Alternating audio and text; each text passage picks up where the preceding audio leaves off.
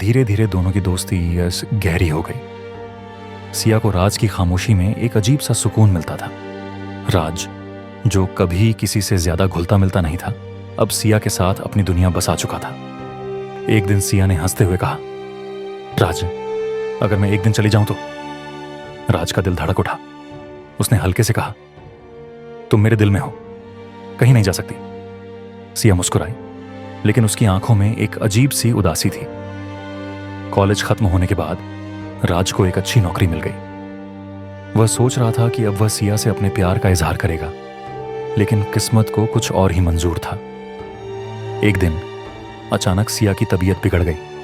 राज को पता चला कि वह एक गंभीर बीमारी से जूझ रही थी, जिसका इलाज संभव नहीं था। यह सुनकर राज का दिल टूट गया। वह भागता हुआ अस्पताल पहुंचा, लेकिन तब तक बहुत देर हो चुकी थी। सिया की डायरी उसके तकिए के पास थी। राज ने उसे खोला तो पहली पंक्ति पढ़कर उसकी आंखों से आंसू छलक पड़े।